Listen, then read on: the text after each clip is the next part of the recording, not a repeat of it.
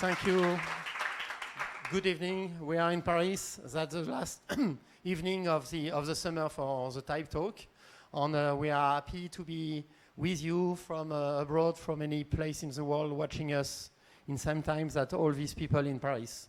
Tonight we have two excellent speakers.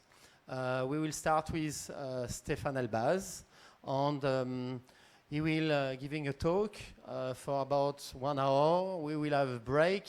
We'll be off, and we'll come back with the second talk with Summerstone. So for now, I will present Stéphane Elbaz, who count a lot for me. Stéphane is a graphic designer who is based in New York. But I have a story with Stéphane to tell you about little bits, to introduce the talk of Stéphane. First time I meet Stéphane was simply to refuse him the access to my type design class in NSAD back in 2003. So at the time the class was small, and it was anyone can came. So, but the first who arrived accepted, the other are refused for the year. And Stéphane was you were the 14 or the 15, so it was stopped at 14 seats. And Stéphane tried to be back the next year, and he was accepted because he was on the first people this time. But I realized very much the second year, or the first year with Stéphane, but second try of Stéphane, that Stéphane was very good at designing typeface. He got immediately the right eyes to visualize letter form counters and play with them. I never have seen someone with this ability from the first day as him in my long career as a teacher. After he left NSAD, we lost contact a little bit, but he continued to design typeface. He came back at Typeface for a summer in 2007 or 2008, I don't recall exactly, to complete his Geneo typeface. In fact, he has a couple of typeface at the time, and he asked to me which one I have to continue or something like that. I say, yeah, Geneo, it can be a good candidate. It's something like that. And he said, okay, I will continue to work on it for a few weeks at Typeface.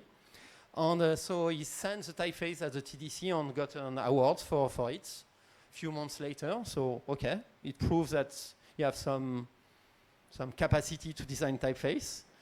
This typeface, we published it in 2012 at Typeface. In 2008, he moved to New York. So to start a new career, a new life in New York, and very quickly he began to work in a digital publication. So he joined an agency, and for this agency I've conducted a lot of redesign of good publication like Vanity Fair, LA Times, Interview, and many others.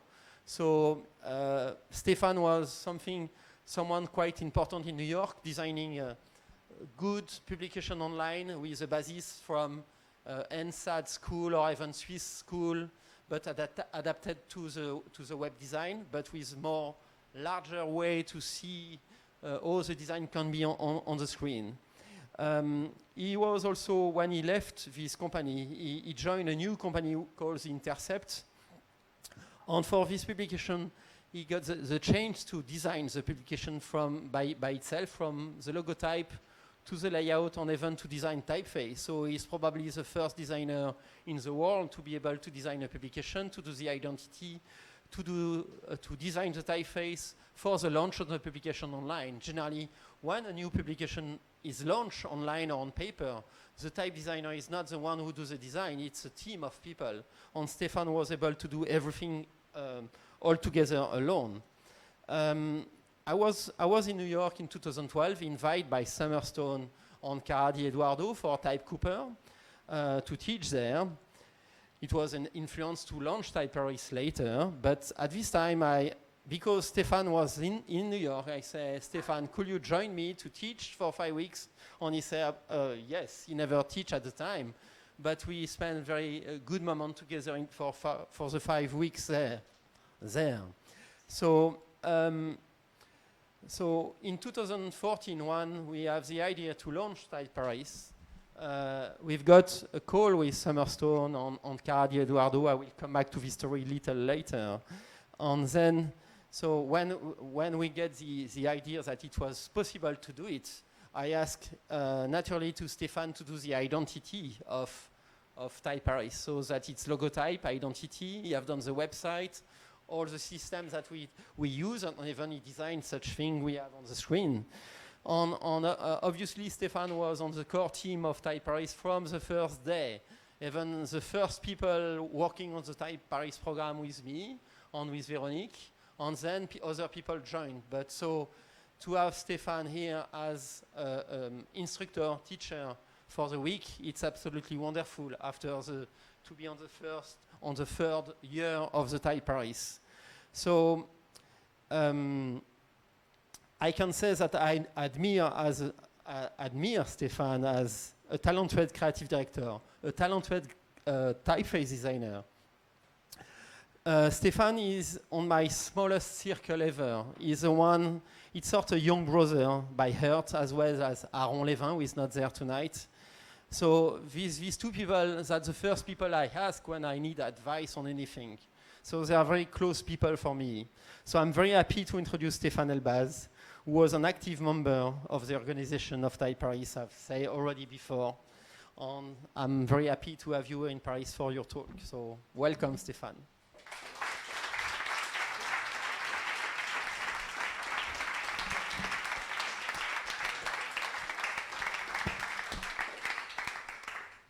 Thank you, Jean-François.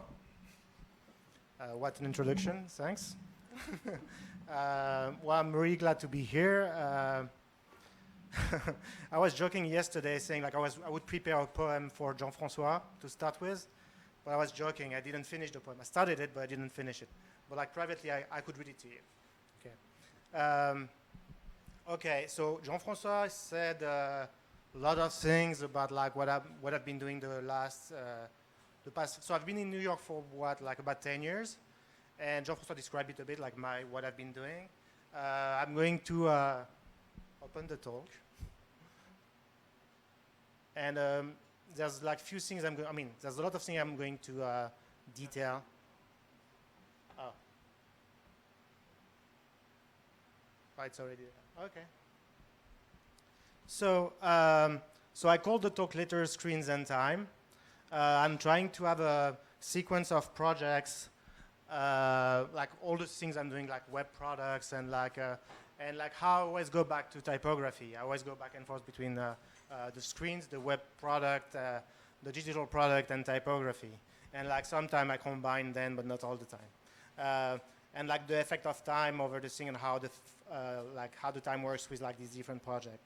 So first thing, so in 2008, I'm still in Paris. I'm about to leave to New York, and we've been contacted by Christophe Renard, who's the art director of Stiletto magazine, and me and Félix de Margne from Chéri Studio, and we help him on the redesign of the Stiletto magazine. So Stiletto magazine is a fashion and luxury magazine, and quite frankly, it was pretty good to work on such a project before moving to New York, because there's nothing that French as something like that. So I'll go fast on this kind of project, but I'll show you quickly what the work we've done. So we started with the nameplate, the logo, and so sometimes I could be a bit conceptual, but not that much actually. But this time, with Felix, you can see that actually we made a Dido to look fashion, and you can see that the terminals look like actually stiletto shoes, right? So it's quite literal. What's also interesting is that we also like remove some. Oh, I don't have a pointer. We remove some flesh in the middle here, right? So it was an interesting feature. We did that for the S too. Remove the flesh at the top and the bottom to give some character to the lettering. It was like a bit, that's a bit more aggressive than an average Dido or Bodoni.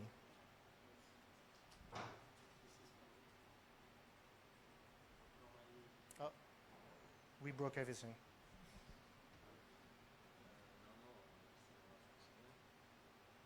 Et donc, nice. Okay. So we started with the nameplate, and we're fairly happy with it. So like some in use of the, and then we moved to like do some headline typeface. That's funny, this thing, right? So we started to do like a headline typeface for the magazine based on the logo. So we did two optical weights for the condensed version, and we had made something larger and like feel like almost like a skeleton version of a Dido with like kind of like already the contrast between like the round shape and the like rectangular shapes to make it like a bit like basically look fashiony and cool. Well, yeah, here in context. And when we did that, actually, we brought back some of the flesh in these terminals actually to like work better with the rest of the alphabet. So I'm going just through the different version of the types. That's a very high contrast. And that this one is the large one that is like almost a skeleton version. So two more in use, and I'll go to the next project. Actually, it was a fun project, and I was a bit surprised that we work with Christophe Renard, and I was thinking while I was doing it, like, well, it looks cool. I'm happy to work on this project. It's very difficult to use, though. So they kept using for like a couple, 3 years, and then moved to something else. They kept the masthead, but I think then they made a larger format of the magazine, but I don't think they used that much these types anymore. But for me, it was a great project before moving to New York because, as I said before, like it felt really French when I was arriving in New York. It's like it's chic, it's like Dido, it's like fashiony, luxury. It was perfect. So then in New York, I started to work for an agency. So working in an agency, the agency is called Code and Series, like quite big agency in New York. And usually I'm going to say we most of the time because basically I'm not the one doing everything. It's a team of people. So for example, like one of the first projects I started with, to detail the connection, when I've been hired, they probably seen like my portfolio and like the stiletto kind of project. I work for like some other fashion and luxury stuff. And they like that they were about to start Vogue.com project. So they looked at my portfolio and said, oh yeah, you need to come with us. So I started to work with Vogue, and then like later I worked on an interview magazine. And I worked like mainly with Brandon Ralph, who's one of the founder of the company, who had a great influence on me. So Interview Magazine was one of the first projects I worked on too. So Interview Magazine is been founded, I don't have my notes, but like in the late 70s, I think. And it was famous mainly because it was led by Andy Warhol. And you can recognize like all these covers are from the 80s, are very iconic covers with these Bernstein illustrations. When I started working on the project in 2011, Fabien Baron and Carl Templer are leading the art direction and the editorial direction of the magazine. And I think Interview is still a landmark in New York, even today, for luxury, like basically it's culture, trans culture, fashion, luxury. It's very large format and always like with very good photography.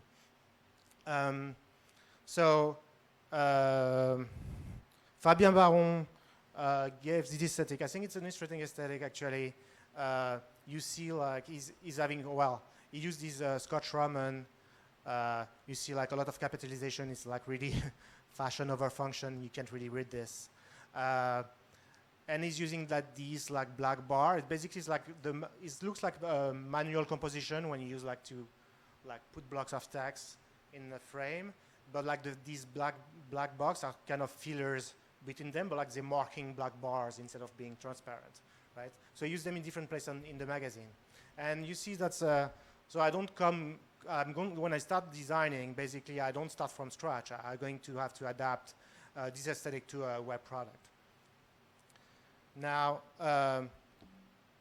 one thing I have to say also that I wanted to start with this website because basically this website is a survivor. I designed in 2011. I don't have, I think, one website that old that survived. So like, basically when you're designing for the web or digital product, basically it's ephemeral. It's designed to be dead in a couple of years. It can survive like 3 or 4. This one is like it's an exception, but like I'm surprised that it lasted that long.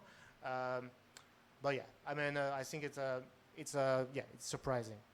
Anyway, I think it was important to me, so I'm going to just play this. But at this point, like working with Brandon, we were looking at the analytics, and we figured a lot of things that actually kind of shaped my mindset for the future project. A lot of like mechanism of things I've seen here helped me conceptualize future projects.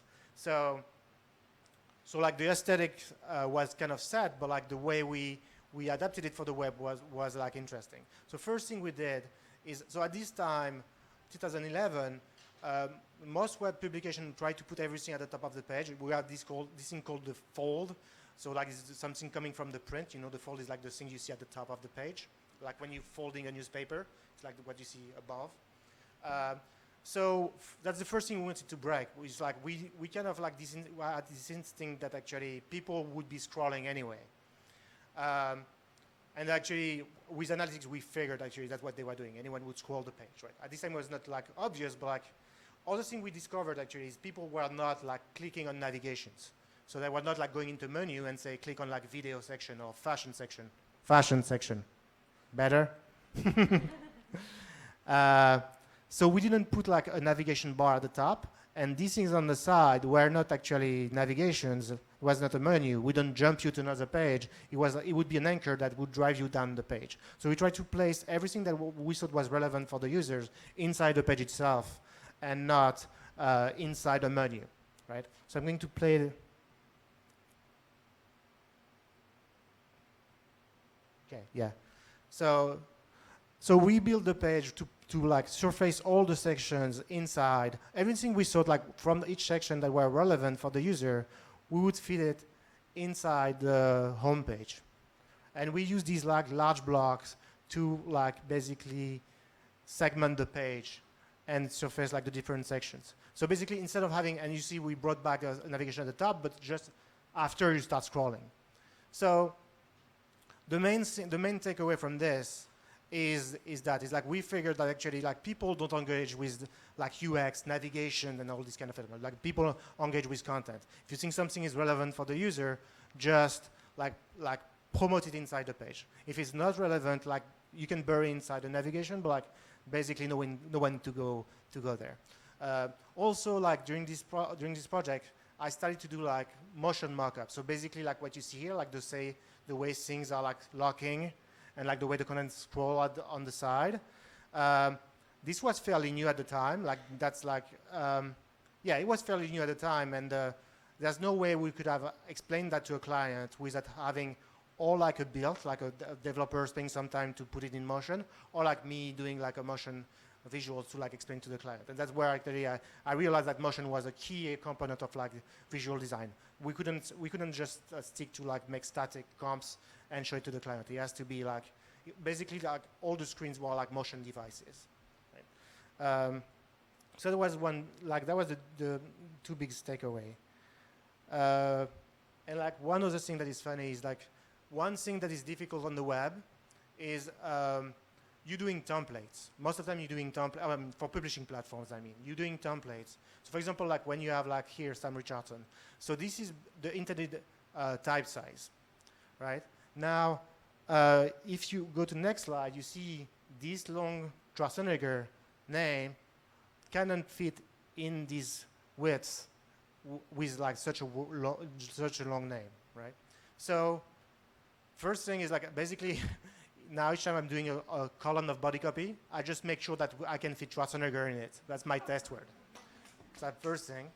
Two, like at this time, we just figured a way to adapt. So we have an intended size, and we just like dynamically near like adapt the size of the font and the typesetting to fit the column, right? So again, like it's 2011, that was fairly new at the time, right? So that's it for interview.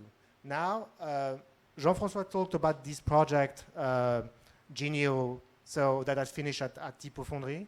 So I'll go quickly about it. I just want to present what was the idea of it. So I started working on this thing. And what I had in mind was to do something like between actually a type machine. So I'm not very knowledgeable about typewriters. So like, for example, I searched, I Googled something. I Googled, like, I know it's a famous brand of Remington is a famous brand of typewriter. And so I know I wanted to have like this kind of like typewriter feeling, but like mixed with something else. So that's the typewriter. And mixed with something more like organic, more floral. So I started designing this thing. So I had like this kind of like very thin, very low contrast. The serif were like as thick as the stems. And like I had like this kind of like bracketed bracketed serif at the top that looks very mechanical, and I had like this round curve that were like more organic. And I started playing with these open counters. So I applied these open counters to many shapes in the alphabet. I mean, the weirdest one was this one. The G was like really weird. And it ended up looking like that. So I was mainly working on the scene weight first. And so I hope he has this kind of feeling. It's like half like something that feels a bit like typewriter, but like also like kind of organic, like more traditional. And then I extended the project to like more weights. And so like, for example, like here, like there's no typewriter. It's like you totally lose it if you like have this kind of weight. But it was like really like something that helped me learn how to like, basically I had to rationalize a project, build a larger family. Basically it was like really like a long exercise to, and like Jean-François was totally instrumental in this to help me like finalize this project actually. So yeah, so I had more types, you see. Yeah, some text and just in weight again. The italics are more traditional a bit, but I keep the open counters in them. That's it. Later, 2012, so I've been contacted by Florence Bellisson at BETC to work on a Sephora brand typeface. And so she sent me they had an idea already of what they wanted to do with Sephora. They have like a typeface ID. So I contacted Jean-François and The Craft to help me with the project and work together. So, and this is like few like application of it I'm starting. So you see like they came with this idea of like, because Sephora is like the stripes brand, they have the stripes on all their store and they have like a small sign with stripes, and they wanted to put the stripes inside the letters, right, to apply the visual, the stripes language inside the text.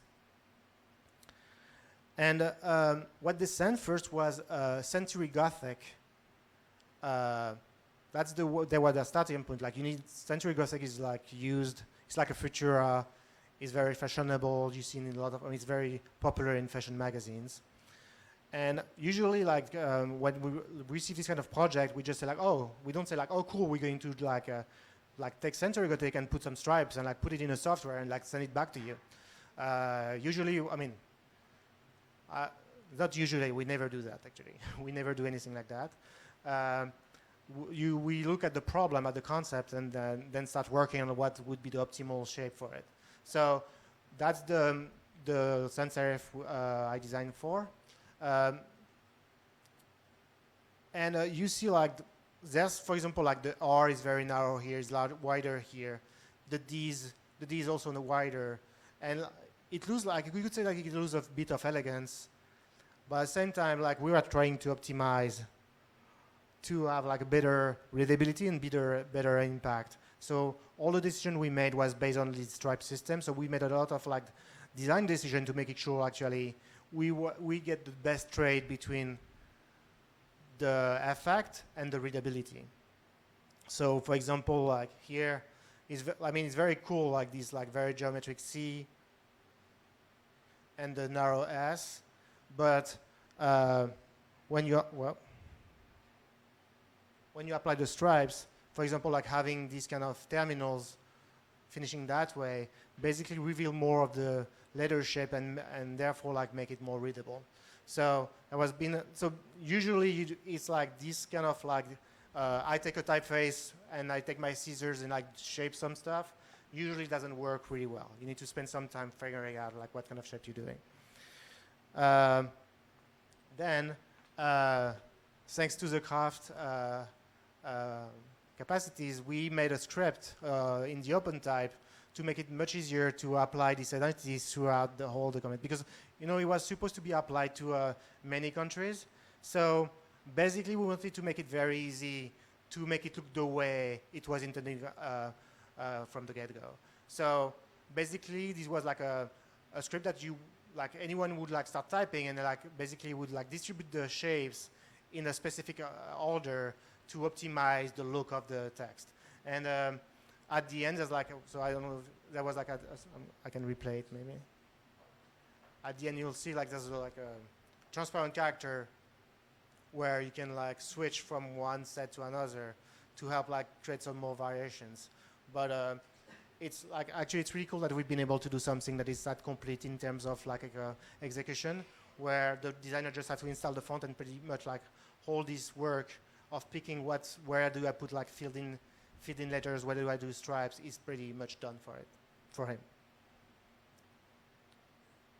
The character set. So there's some Cyrillic and some Greek. So you see is in application in Russia, in Greece, in Turkey, in many countries in China. And here is few applications when they release the project.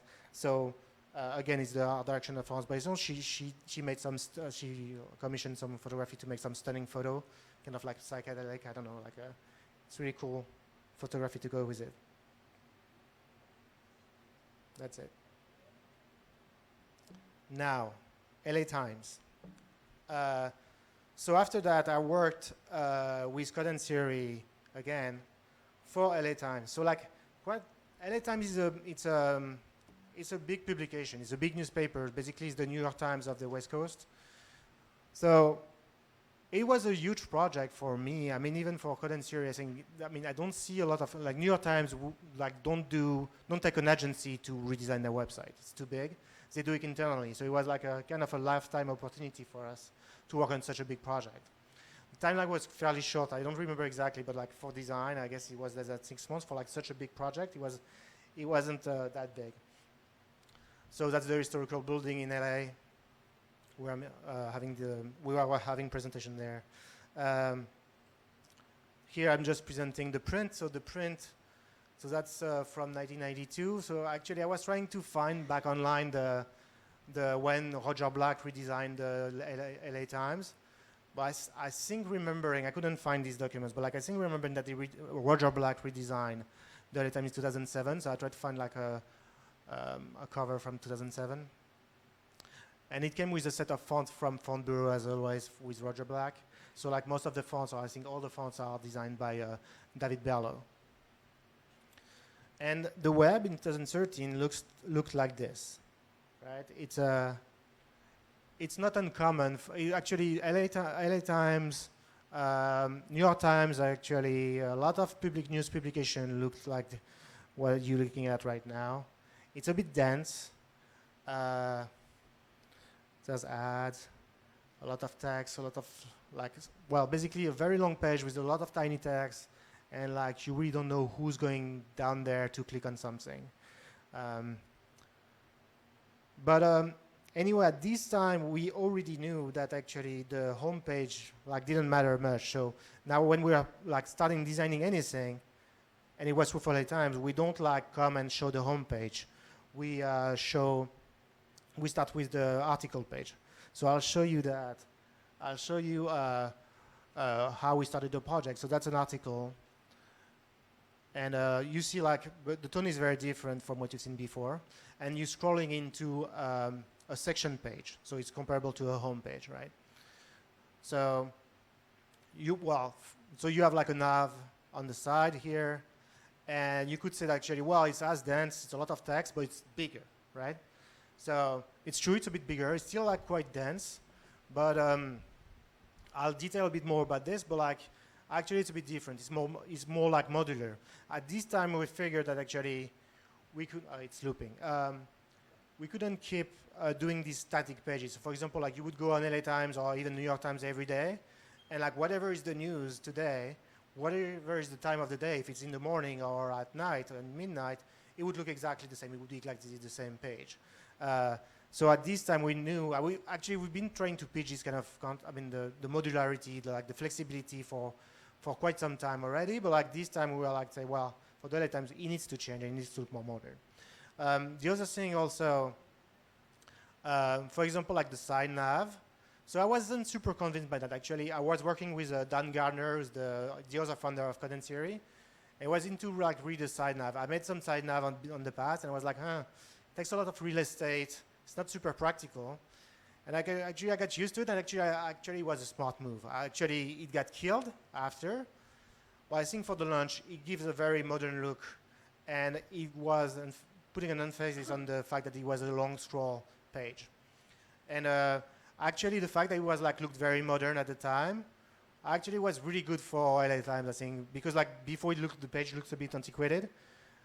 Having something that looks very modern, more modern other news publication at the time, was a very good thing for the LA Times to be refreshed. Now, disclaimer. So, I'm going to talk about grid structure a bit. So if you thought it was boring before, well, it's getting worse now. Okay. So, so bear with me for 5 minutes. It's going to be a bit nerdy about the grid structure. Okay. So each time I hear grid structure, I'm thinking about this guy first. It's Carl Gerstner. So I discovered this guy when I was at school, and I was attending the class of Rudy Meyer, the great teacher of the Art Décoratif de Paris. When I think about the grid, I think about his grid, this one. And this grid is if I say it, it's just it sounds well, what about it? It's just it's nothing special. But basically when you look at this, it says, well, I'm going to divide the format of the page in 58 columns, and then just because I do that, my divider is 58, I can divide the format by 2, by 3, by 4, by 5, and by 6. Which is basically when you're building a grid structure based on a divider, you want to have as much flexibility as possible. So, and the fact actually it was square, it was even oh, wow. So anyway, but the main thing actually is that when I started to work on digital publication, well, I had this instruction from Les Arts Décoratifs, from Rudy Meyer, that's how I learned from him, that actually a grid was attached to a divider, this kind of segmentation of the page in small columns, which basically most people, I didn't see most people doing it, at least in New York, using the divider of the whole format to start a grid and have some flexibility. So now, going back to digital, at the time, so first we were doing web product for desktop, easy. We were doing a grid structure. Let's say we were doing a 4 or 5 column grid. And then came the phones, and we're well, okay. So first there's been M-dots, and then came the iPad, and obviously it was Apple, so everyone need to have an iPad. And at this time there was a lot of talk about atomic design. So how, for example, atomic design, if you've never heard of that, is basically when you start designing your website, you're just going to start with an arrow, then an arrow inside a box would be a button, and then you're going to have a header, and all these things are atoms, become molecule, become organism, and you combine them, and it does templates, that pages, right? But there was not much thinking about the structure of the page itself as a grid system, right? And what was the practice in web agencies, in digital agencies, was, well, first, well, we know about this guy. It's easy. It's the width's going to be say 1280 pixels, and for the rest, we're going to do things that adapt whatever Apple is whatever how Apple's flagship is. So we're going to do it for the iPhone, and we're going to do it for the iPad, right? And we optimize for this device, and we're good. Well, so first of all, this time, there was already a new iPad coming out. Was the iPad Mini, so a new one. And then if you look at it, actually, your audience is not using this device at all. I mean, most of your audience is probably Android phones and stuff, and there's going to be dozens of them. And Apple is changing the format every year. So, well, basically, it's really not future-proof the way you're doing things, right? So I say think about it. Think for a minute before like starting to do a huge project like LA Time. Think about like the grid structure. Think about how to define breakpoints, so like breakpoints in responsive design. So you know what's responsive design? Responsive design is the fact that actually you can like use the same code to serve like the iPhone, the desktop, and the tablet. It's all the same code that actually adapting to all the sizes, right? Now, the way we are defining breakpoints and stuff, it wasn't clear. It was like mainly focusing on this specific device. So I said, well, is there another way to like figure out how to start having breakpoints? So I say, what if actually what about like trying to create archetypes based on the content itself? Not like starting from the devices because it's changing all the time, but like the actual content, how the content would adapt to different widths. And I say, well, like, what would be the smallest unit for something like text-heavy, like LA Times, so multi-column grid with like a lot of stacks?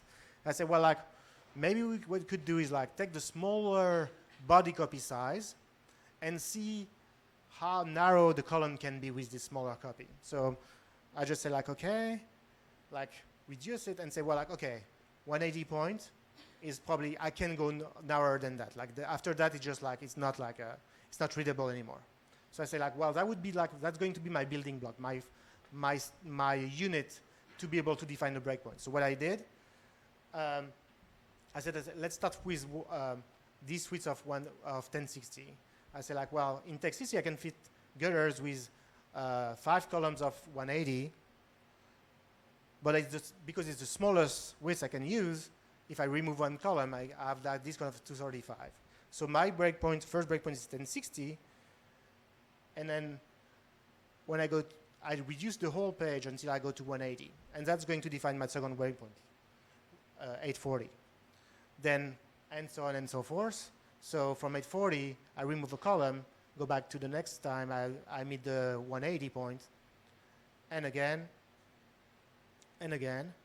So having this unit basically helped me define all the breakpoints. So basically, it's like these breakpoints were device agnostic. It was based on the content.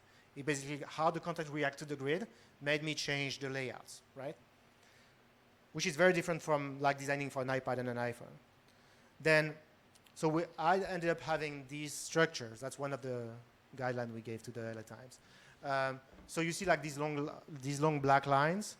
That's the breakpoints. All these long black lines. But one other question was, well, where do you design? Because we're still designing with flat, static compositions. Like, do I design here when it's like very wide, or do I design here right before it breaks, right? So to show it to you, for example, like you see on the side, this is 1280, and this is the 1060 point. That's the extreme of the span, right? So it feels like quite the same, right? It's like, well, no problem. At the same time, well, here on the 160, you see like the relationship between the image and the text is kind of changing. You already, like, here like the image is big and the text is below, like as a caption almost. And here like they are almost at the same level. There's always the ads messing up the composition, but like what you're gonna do about this? So anyway, we said like, why don't we just like design in the middle of the span?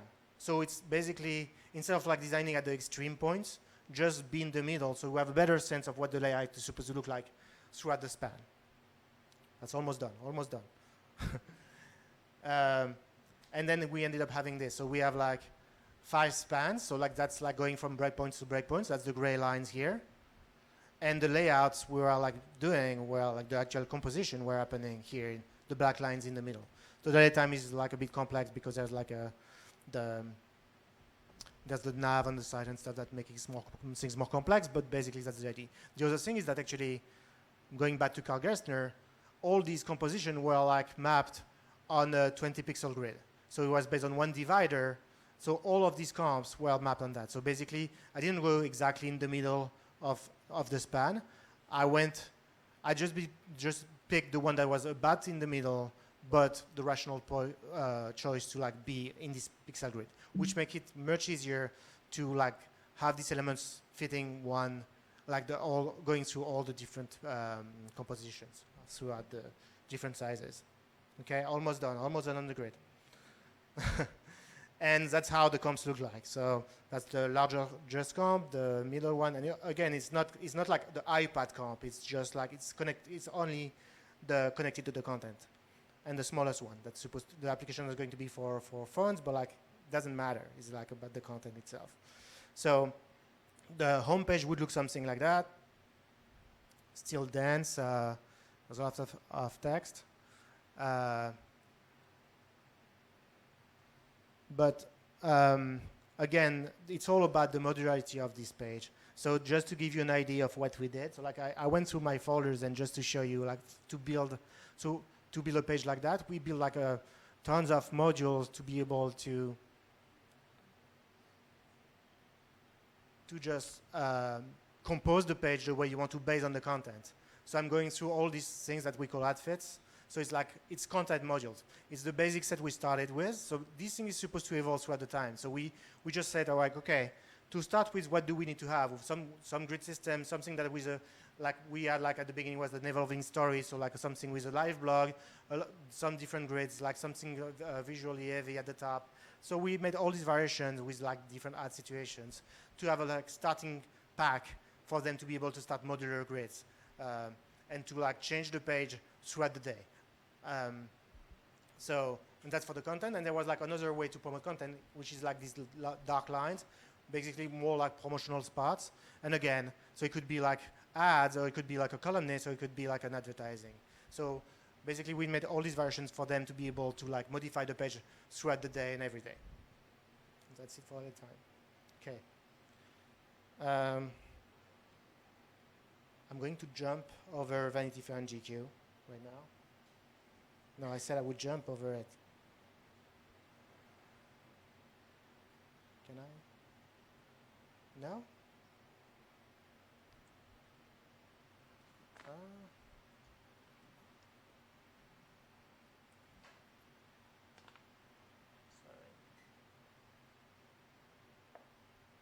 Okay, I'll jump through it manually. You told me about the link. It doesn't work. Told me about the link to jump to the next slide. I have the link, but it doesn't work. Anyway, fine. I think we don't need to go through that. That's I think it's better to just. So next project is a very small project I took. Like so while I was working on this project, like the LA Times and this kind of project, I was like taking some small project on the side. And particularly when there was type involved, I was excited about it. I was like, yeah, let's go for it. And this one was a retail store in Miami. And so the retail store, I did the typeface for it. The retail store was a small retail store, so they were not carrying their online. And their style was a preppy surf, I believe. So if you don't know what's preppy, I mean, I think in French you would say bon chic, bon genre. Okay? It's like the guy who's like preparing themselves to go to like Yale. Okay? Beautiful guys, handsome, great style. So I was like, okay, that's cool. And surf, okay? They're like cool, like bon chic, bon genre, and they go surfing. It's Miami. So I was looking for some stuff, and I was like, I stumbled upon this like Marlboro. You see, I'm doing a lot of Google search. I'm stumbled upon like this Marlboro packaging, and I was like, that's quite cool actually. That's kind of fashiony, but like elegant, and like it's a bit manly. I mean, it could be, yeah. And you know, like Mad Men kind of aesthetic. I don't know, like a Kennedy Mad Men. I don't know. And I was like, well, that's cool. Then I looked more. I was like, well, what about the cowboys though? I was like, what about the horse? But then I came back to Marlboro. It's like, no, if you look at this style, I think that's what I want to do. Something like a bit like very fashiony, elegant, but also like a bit manly, right? And I said, well, first I did the logo, and I said, well, like with the right color, that would work. I would do like something elegant, preppy, and like with the color would look surf. So I started designing the typeface that goes with it for headers and stuff. They didn't ask me, I just did it.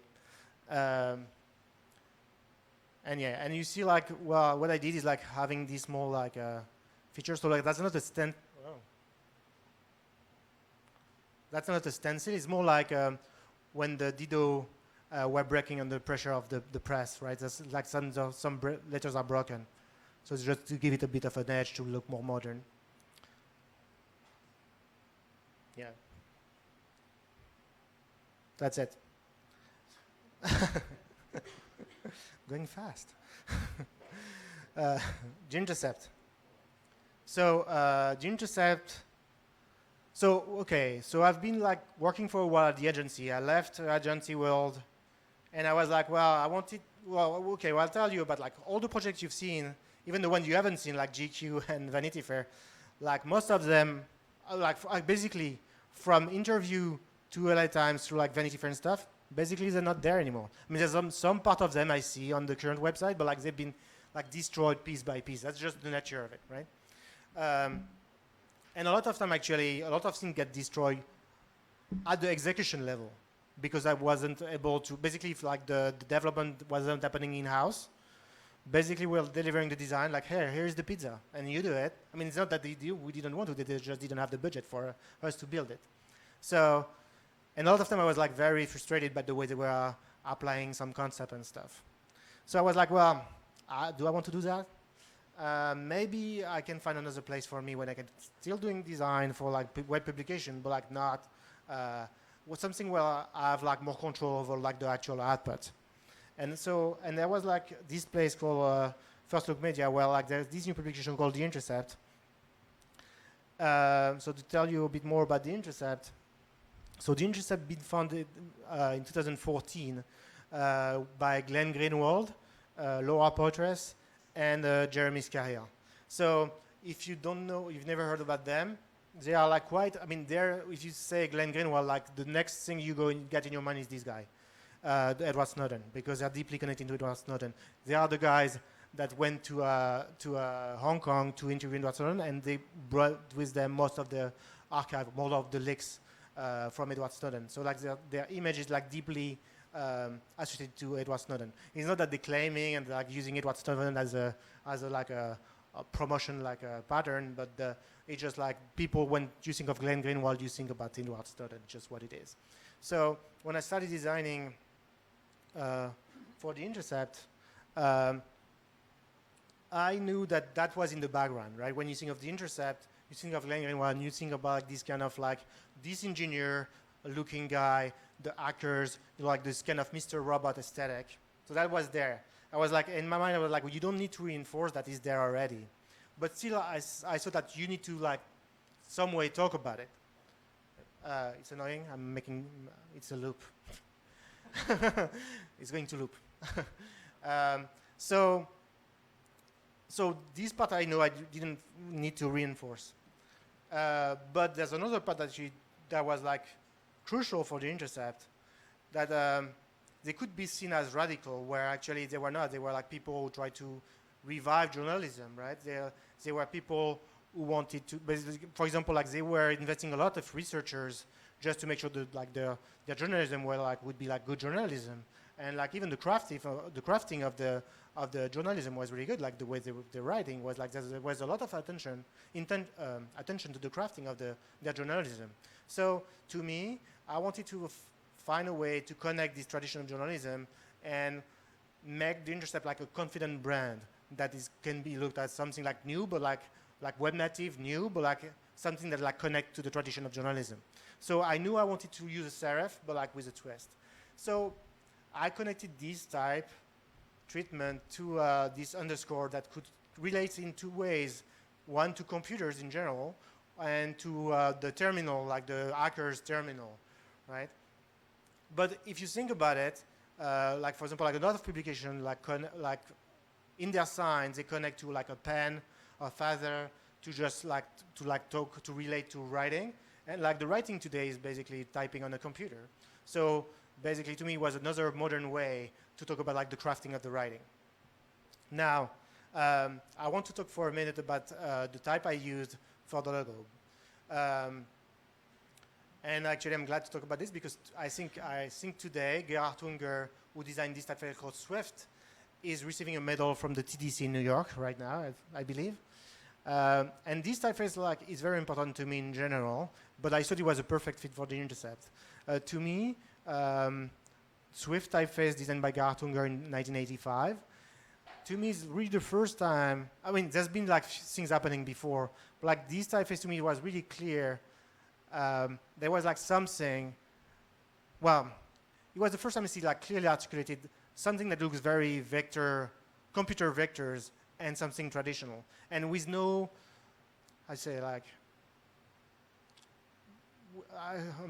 basically it wasn't diminishing the traditional aspect. It was reinforcing it, and I'd never seen that before.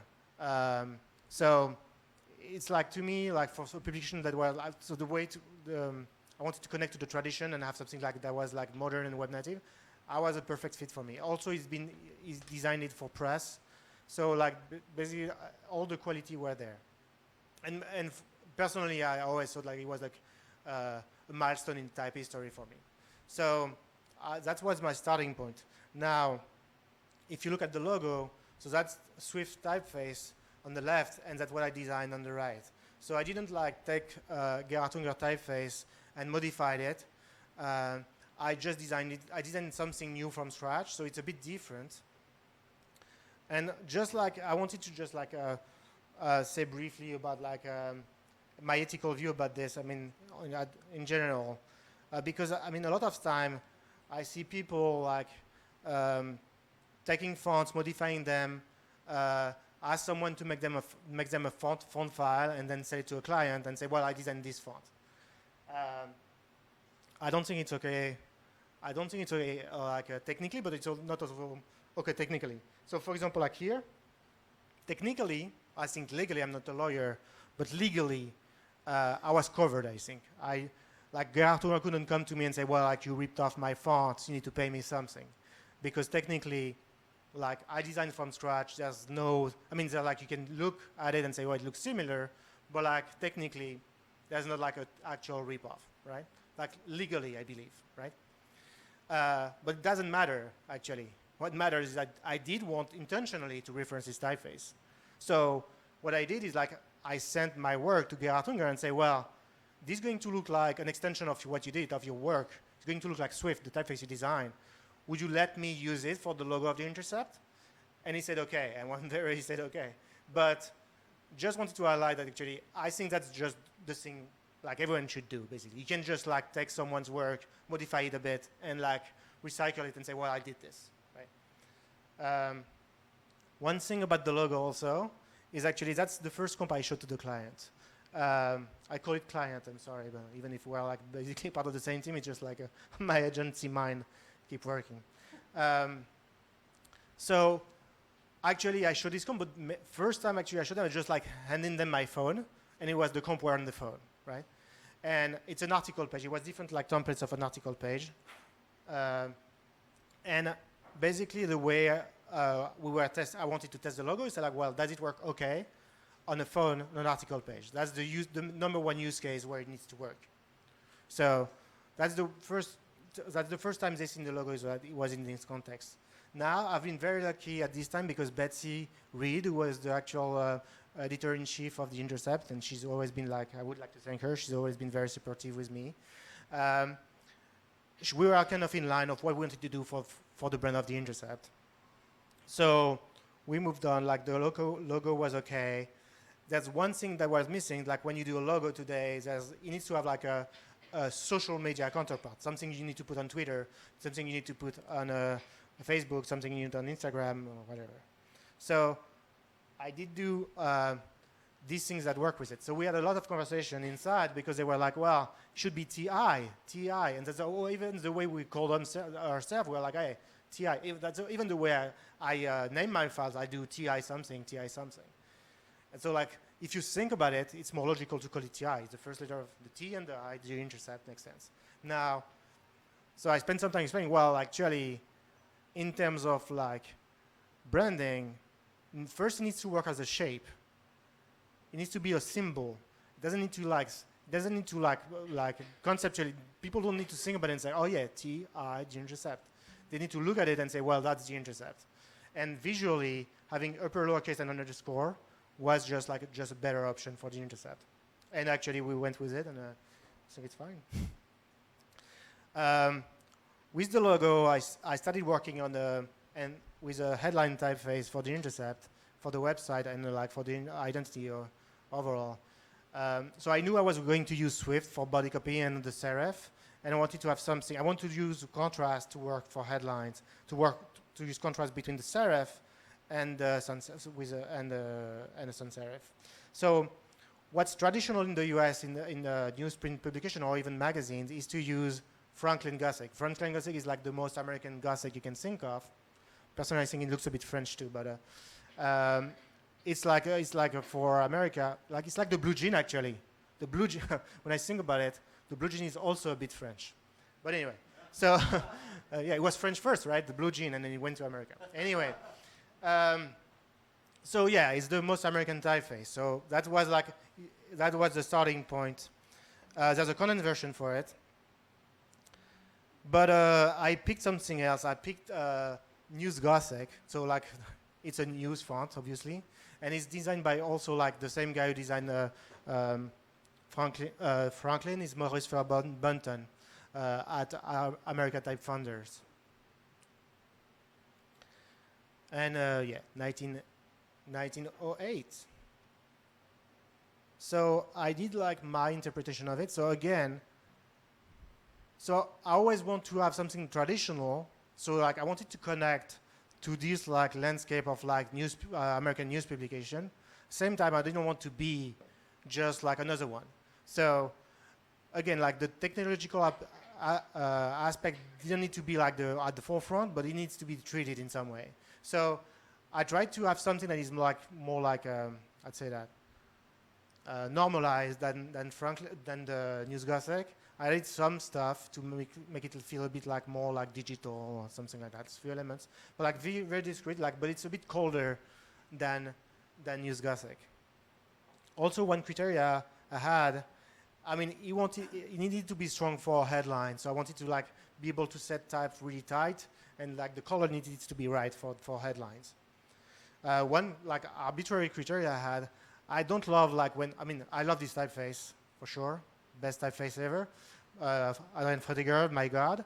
But I don't love this thing happening. So basically, I say how heavy I can go to have something that looks can be low contrast, but with that keeping a gap between the Y and the T. That was my limit. So I went as far I could go and make something that looks okay for me, as long as this thing, I could fit the Y below the T a bit. But I kept if you said just the capitals, it still felt a bit it's more mechanical, but same way, it feels still a bit American vernacular. So when I write shoe repair store, it looks like an old store. You don't see what I mean? It's an old brand. So it can still convey this kind of tradition feeling. Another thing that is particular is that, for example, I'm also great typeface. Atlas Grotesque, I'm giving it as a comparison with what I did. So you see, when you see the range of widths from thin to black. So a normal typeface, and that's the way it should be, the width, the global width is growing, right? The black weight is much larger than the thin weight, which is normal because you need to put some white space inside the black shapes, which is, again, that's how it should be. Now, when I'm doing this one, I did not exactly that. I tried to maintain the width because I didn't have time to do a super family with 20 widths. I was working at night on this thing. So I was well, I need to have this program in mind of how I'm going to use it and just find the right setting for me. So the right setting for me is I want it to be dark in the headers. So I wanted to see how compact I can be to still be readable, but for large letter. So the black were quite compressed. As compressed as it could be to keep some readability at the top, but I wanted to have more readability at the regular so that I can set some small paragraph and still get them readable. So that's why actually through the weight, the width is not growing, it's maintained pretty much the same. Also, to work with it, I made a mono version of it. I saw like having like metadata, small type, adding a mono would also like talk about technology and have like this kind of cool like techie flavor to it. So yeah, here's the mono comparison between the mono. It's always cool to be able to like go from there. I mean, like to make like mono is like an excuse to be able to make some cool shapes, like the percent or like the T, YT. I mean, I'm even like, for example, like these kind of lists you see always like in like codes. So it's definitely not optimized for coding, but like basically it's fun to like pretend it's a coding typeface. And here's the family. And now I'm going to show you in use. So I'm not going to detail too much about the product. I mean, I can tell you a few things about it. It's a very like, I wanted the product, the digital product, to be quite minimal. So you see basically the flow of this content. Like I'm in the vertical of Glenn Greenwald, and you just go from one article to another. And you see like, for example, like Glenn Greenwald below the logo when you see it is, I'm too far already. Here is actually the normal weight, and you see I'm using it for comments, and like you see like small paragraph, it's perfectly readable. And like I was talking about the Glenn Greenwald logo. I should post this. For editorial products, sometimes I use the mono to give more character. The contrast is higher between the serif and the mono than with just the sans. And also what's interesting, and actually I'm going back and forth between talking about type and product, but like here in this flow on the mobile size, I think it's interesting to have like basically the promo section, which is like this part, the black part, that is on black background, and the content section is always on a white background. So like when you're scrolling, you have these segments of black and white to just like segment the content. Also, you just see like this small like underscore that is flickering.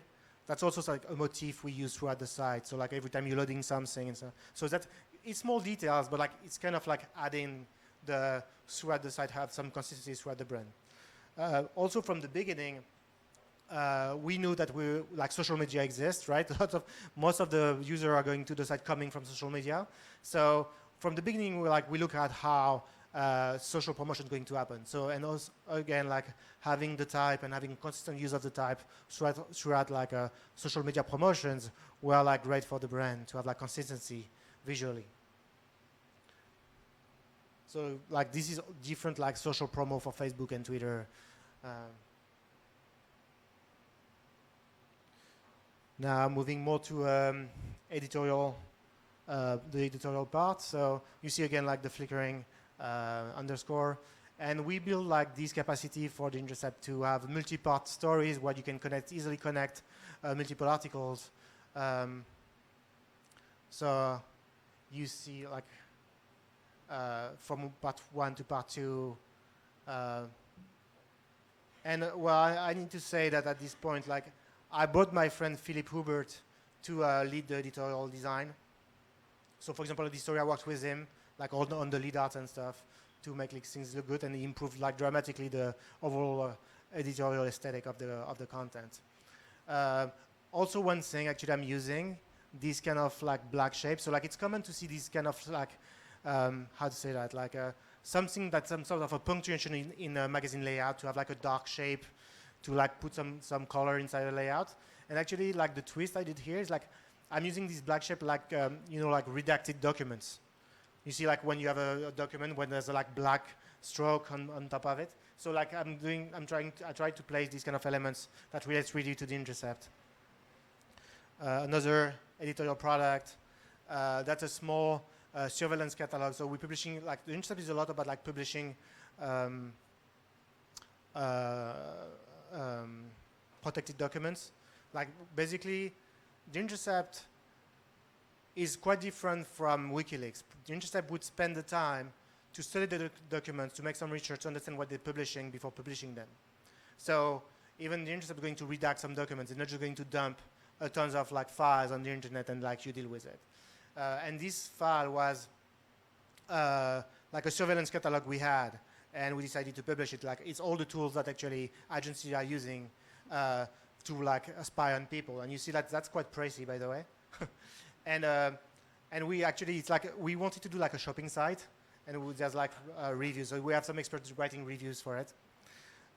One of other digital product I worked on was Drone Papers. Was like a really big story. Thank you. I have a fan. Thank you. Was the Drone Paper. So it was a huge package of documents about drone strikes, and yeah, it's a multi-part story. And I worked with, so Tom Conroy was the main developer throughout the whole project, so the whole project of the Intercept. And I worked with Tom, and we made this kind of like system when we have like some flexibility to do like on the same template a lot of variations. So, and actually I permit myself to do like thing where actually you see when you land on the page there's no type at the top. People need to scroll to see the headline. Like people were scared about it. I was like, well, it's going to be fine. It's going to be fine. People are going to scroll. So anyway, that was like a big deal for the Intercept at the time. Another editorial product, and it's going to be the last one, is one segment of the Stone Archive. This is an internal newsletter of the NSA. So we started publishing it, and we just like wanted to start to do a place to store all this archive. So you see like here, because it's a database, it's all like, it's mainly mono typeface. You see, I was using the different like style of the font for different projects. You see like the redaction, actually. This shape is the redaction. So yeah, so that was another project, and another way I could use the fonts throughout the project. And that's it for the Intercept. Let's move to type again. So PS Fournier, Pierre-Simon Fournier. So I studied that 2013, and we published it at Typeface 2016. So actually I started it when I was still at Code and Theory, and right before I left actually. So Pierre-Simon Fournier is a French, Parisian actually type designer from the 18th century. Like the most famous thing he published is this, is Le Manuel typographique, utile aux gens de lettres. So like it's not a really rare book. It's like basically all the big libraries at the time had it, a version of it, because it was a very popular book. And he was planning to do like 3 volumes. He just like had the time to do 2. The first volume is more like describing the history of typography, and like actually the process of typography, how we do fonts, how we cast them, how we print. And also like an overview of like all the foundries in Europe and in the world. You know, it was like very savvy, knowledgeable about typography. So Fournier arrived after like this thing that happened at the end of the 17th century called Romain du Roi. It's a typeface done for the king, and it was like a huge shift. I mean, today we look at it and say, well, we think it's a huge shift for typography, because, for example, like the italic here is the first time we see that these kind of letters, like they are not italics, but like slanted Roman shapes, right? Well, like I'm not going to detail on Romain du Roi and stuff, but like he came after that and was a huge influence not only on Fournier, but like pretty much on everyone. So like to give you just a bit of context, he's like a contemporary of Fleischmann, German, like in Netherlands, and John Baskerville in Birmingham. Also, like both of them were like working on these kind of transitional models. Also, what is interesting to say, so I went online, and I mean, actually, I know this book, but I didn't have any photos. So, like on this, what is it called? Histoire et actualité du graphisme et de la typographie, Signe. It's great database. So that's Bodoni in 1771.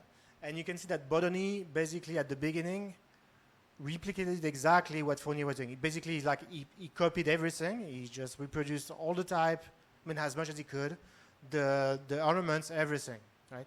I think Fournier would have been really mad about it, but that's how it worked at this time. Now, why did I start to do a Fournier? Well, through the age, usually when there was like a technological shift, we are carrying through like the history of typography. So, for example, like for when there was like monotype linotype new technology coming in, we were doing linotype and monotype version of Garamond. We were doing linotype and monotype version of Bodoni, Caslon, Baskerville. So like here, you see monotype 1925. They did 2 versions of Fournier. But at the digital age, it did not really happen. Like in the early 90s, we did like amazing interpretation of a Garamond. Like we had like tons of like digital Baskerville, tons of Bodoni, but basically we had like a digital digitalization of this type, the monotype one, which is what it is. But like there was not a lot of Fournier, pretty much none. Some, but like not a lot. So I was feeling, well, that's a gap we need to fill. So I started working on it. Also, like Fournier, just like side note, he was also like famous for many things. He evolved, like for example, like the way we are printing music. One thing also, like at the time, all around the world, like the type were not like called. I mean, basically each type had different sizes, and the size were not like 12 points, 16 points, 72 points. They were like called Parisians, non pareil, mignon, petit texte, and multiple names for like sometimes like one size has like 10 different names. And like in UK it was different, in the US it was different. So Fournier was advocating to do actually a numerical system. So, and it's basically what we're using now, the point system. It did not happen at the time of Fournier, but like basically it was like basically the biggest push before it happened. Didot made it happen after, based on this system. So now when you do a revival, so like I'm not going to talk about like what is a revival, why a revival. I think you should ask Sumner after. He would have much better answers than me. But I'll tell you like how I worked and how it's been done, right? So one way to do it, like for example, like Monotype, when they did it, they took a reference, this one, Saint-Augustin Ordinaire. So that's the Monotype, and that's the original, right? The Saint-Augustin Ordinaire of Fournier. Very good choice. Beautiful size, because basically most of the market was here for Fournier. Like probably the type he perfected the most were around these text sizes, right? So when you do that, so just showing both like beautiful italics too, so the perfect size to start a revival, and like perfectly represent Fournier. So how do you do it? So you can take, you can do like you take like you say, okay, that's the best type from Fournier, the one I like the most. And okay, I'm going to just take this size as a reference and start designing it. So you say, well, I'm going to take a random A, and then you say, well, let's see at the other A's, and you can say, well, like they're not quite the same though. Like what's this in shape here? Is like, is this one the right one, or this one the right one, or this one the right one? Which one is the right one? It's difficult to know, right? It's just like it's just like because of the printing. Well, you don't know exactly what was the intention. You have a loose sense of how it was going, but like you don't know really, right? You need to make some decision, like some interpretation. It's not like obvious what Fournier would do and like take the computer and design the font. You don't know. Nobody knows what he would do. And there's like, he made like not just this one. If you say like, well, actually I want to represent Fournier as a whole, you say you need to go through all the sizes. And then you look at the small sizes, like good luck. It's like you have a loose sense, but like it's still Fournier. I mean, it's as Fournier as the other one. And any A as Fournier as the other one, but like which one is the right one? Well, how do you start? So you say, well, like one good option is this. It's like, well, the large sizes. Large sizes is easy. It's much more defined. That's clear. Okay, like I see clearly what he wanted to do here. It's perfect. Well, how does it work with the other sizes?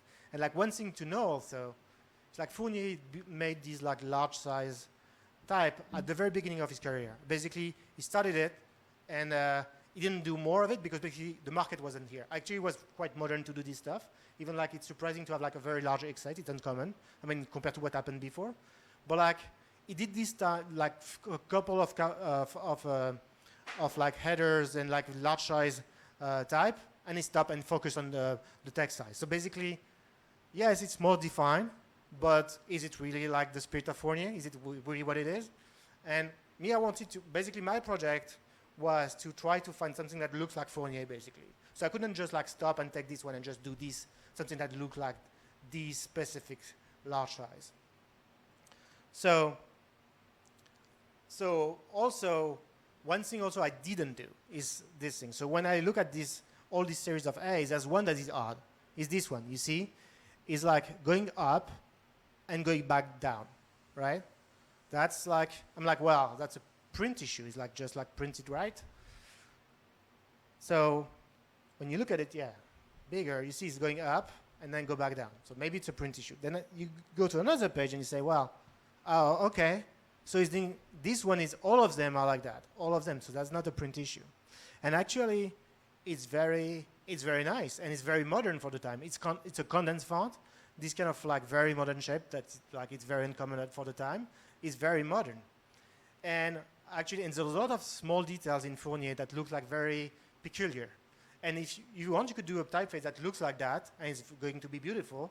But again, that wasn't my project. My project was to like try to find kind of the essence of Fournier and make something that looks like Fournier, not look like so like it's tempting to like go and like do all the quicks or the weird stuff that he's doing, or also like push to what's the next step. So you can like be tempted to say, well, like next is going to be Bodoni, so like make it look like more like Bodoni. But that wasn't my project. I didn't want to do that. Also, one thing where you need to make decision is this. Is like, for example, like the text size, you see how the serif and the stem connects with a 90 degrees angle. It's like a flat stem. And here you see there's a curve, right? Clearly there's a curve. So what do you do? Like, do you do the curve? Do you do the 90 degrees angle? What do you do? You want all these things to work together. Also, there's like odd stuff happening. Like this looks like it's rotated a bit. It's like throughout the whole, like there's a lot of like capitals that are drawn that way. And I'm like, well, is it like something that defines Fournier, or is it something that actually can get rid of? So I needed to make a lot of decision of like what I would keep and what I would synthesize.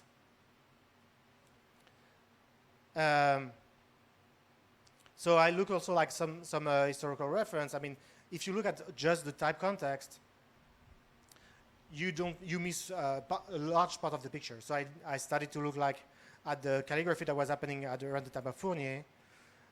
Also, actually, Sumner pointed that to me, that at the time, typography was competing with engraving. And you see here, like in the frontispiece of a book, you see how engraving could be very refined, and how like type could be like a bit like, I don't know, not as refined as engravings. So it was competing with that. You see here again, really detailed. This technology was like very detailed. So Fournier has that as a reference too. So here is the project now. So that's the choice I've made. So I kept an angle in the serif. I didn't keep this kind of rotated S. I just make it more normal. So basically, it's not exactly the same shape, but I tried to keep the spirit. Same for the lowercase. Like here's the original. This is what it's in. So like I try to not replicate exactly the same shapes for the text size, but like keep the spirit. I'll go more quickly. And for the large size, I'm saying it's not exactly the same, but I try to just keep the spirit. For example, like one thing, like this very big terminal on the R, I didn't keep it really here, but I try to have something.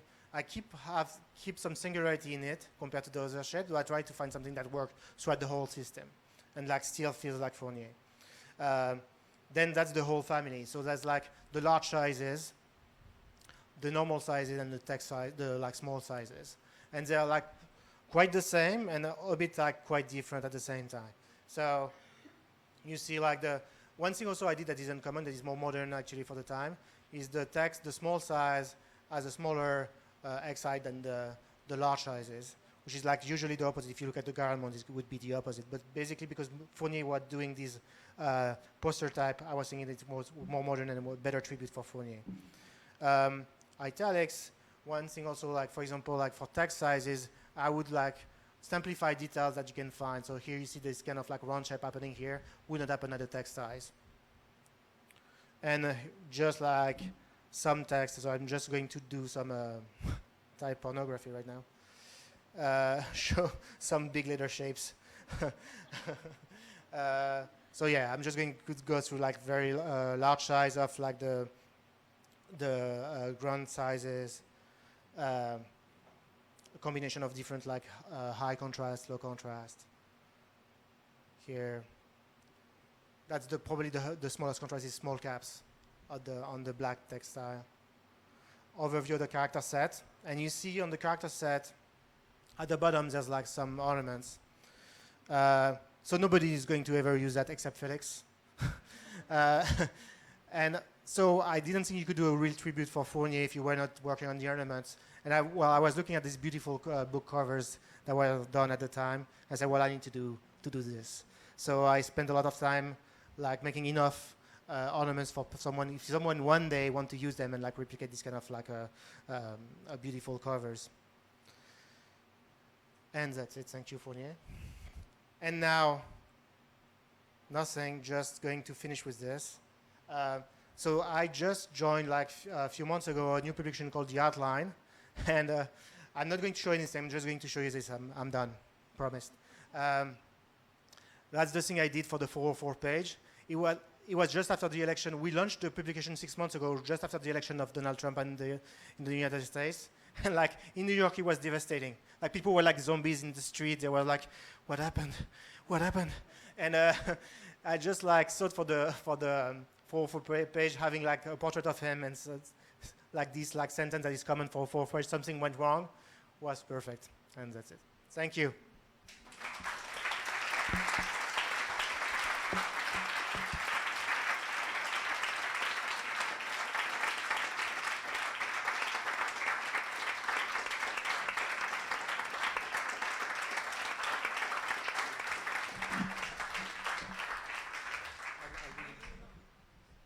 Question?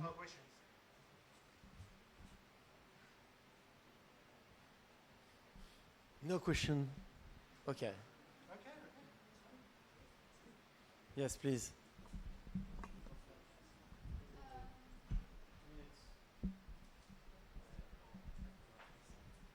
Okay, this might be an obvious question, so maybe just tell me if I missed something. But for the Intercept, if you adore Swift so much, why did you not take it? Well, so I use Swift throughout the every serif you see on the Intercept is Swift typeface. For the logo, so I wanted to have I needed to adapt it to have something that works better with what I was trying to do. So if you look at it, it's a bit just like it's a bit heavier than the heaviest weights of Swift, a bit more compact, and also a bit more contrast to make it feel more elegant. So basically, this specific style of Swift didn't exist, and that's the like simple answer. And actually, honestly that's what I did. 2, I always like to draw letters, so that I would do that all the time anyway. Even if like I can't help but like drawing letters. That's just what I do. Yeah, I guess my follow-up question would have been: did you ask Gerard if he wanted to draw a more elegant version of it? No, it was too late. I mean, I just asked him. Well, first of all, well, I don't think I mean, I didn't think that I wanted to do like a full typeset of the type. So I don't think I had the budget to do a commission actually, and it was done already. So basically, if he would have told me, I mean, it was his choice. He could have been, well, if you need something from me, I can draw it for you. It would have been totally fine. I would like probably fight to find the budget for it, but like I showed him my work, and he was okay with it. So okay, it's just the way it happened. More question?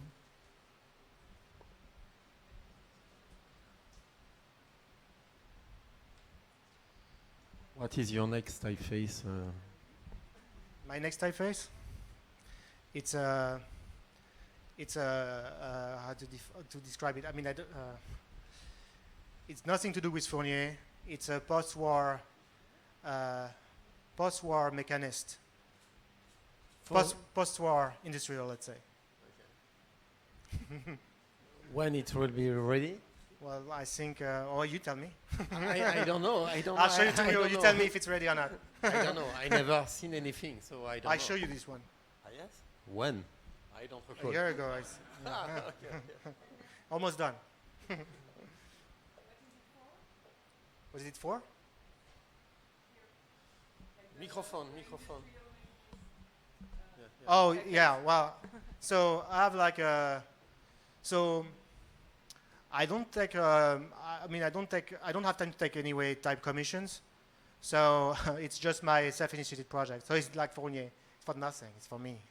It's just like I'm doing like the type I want to design, which is like actually work great for me. I just want to, I mean, I spend a week doing like work for clients. I'm glad to be able to work on like my own type project. Microphone, please. For where is the microphone? Yeah. For live stream, it's important to have the microphone. Now we are seeing like a shift between, you know, print type and digital type, which has its own characteristics. It's more open and curves are more clean, etc. How do you think it will be in 10 years? How people will see this digital typeface? They will be using them, or maybe there will be another shifts. What is your vision? So, well, I'm not sure I fully understand the question. You're saying that Swift today looks like modern, but like how it's going to look in the future? Well, well, if I knew, I mean, I have no idea how it's going to look in the future. I just think that like, well, okay, I'll tell you something. Like the typography always like feels like a conversation with technology. Basically, when Gutenberg invents like typography, he doesn't invent like a new aesthetic. He invents a technology first. He has the capacity to like craft the letter shape and stuff, but like he's not trying to do a new way of drawing letters. It's a new technology. So that this conversation between like technology, and it's true before typography, right? So like this conversation between like type and technology is like true, like, and it can take different shapes. Like for example, like a mono feels technological, but like some typeface been like, you see that it's been like rendered with scripts. That looks also very technological, right? This conversation is going to happen through typography all the time. Is never going to stop.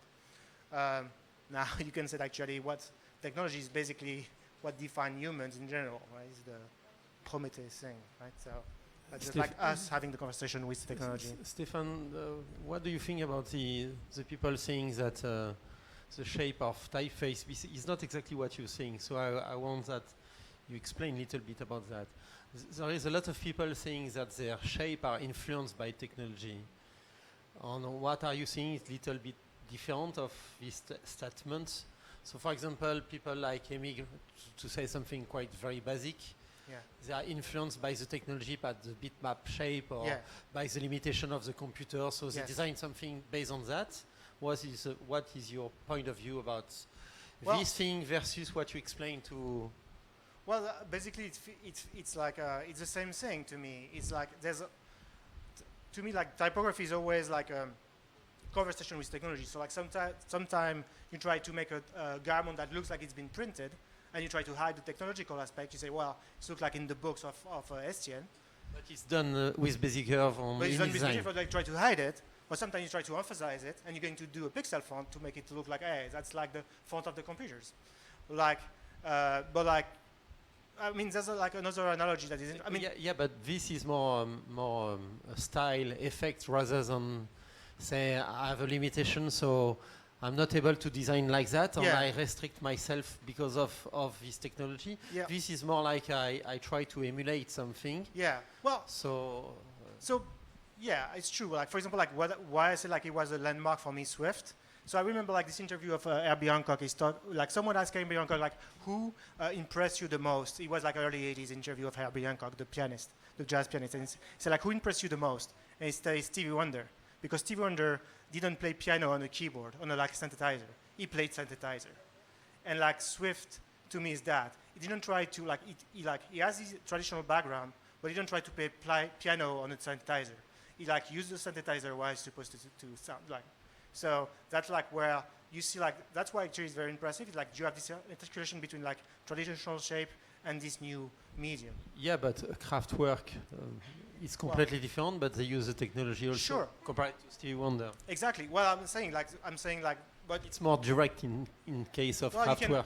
Well, basically you can emphasize the technological aspect, reduce it, but sometimes like you be able to, basically what I think is like, for example, why at the what Gil is saying, well, like when at the time of the Romans, when you ask them like, what do you see in your mind when I say the letter shape A? He said like they're going to see like an engraved letter. Why? It's probably because like when they've seen like this effect of the light on this triangular shape, I mean like people were looking at that, they probably said like, wow, this is incredible, it's beautiful. Like the effect of like this technology just like magnified the effect of the brush stroke. so much that actually it became the reference, right? That's why actually when people were doing books, they were still have in mind these like reference, right? So you can like find a way to be in phase with the technology you're using, like contradicting, but it's always this conversation. So so I don't know how it's going to look in the future. It could be like, that can take a lot of different expression, but like this is happening, or it's like a constant conversation we have. For example, like Wim Crowell, like when you look at Wim Crowell typefaces, like he was saying at the time, well, the computer won't adapt to us. That's why we need to adapt our typefaces to the computers. Actually, like the computers proved him wrong like 100 times. It's exactly the opposite that happened. We never had this quality in typography. At the same time, like the type he did was was talking about technology and like great. I mean, that has like a expressive type that talks about technology. See what I mean? So just to me, it's just like we're going to see happening this conversation throughout the history of typography. That's just like, but I have no idea of how it's going to look like in the future. Another question.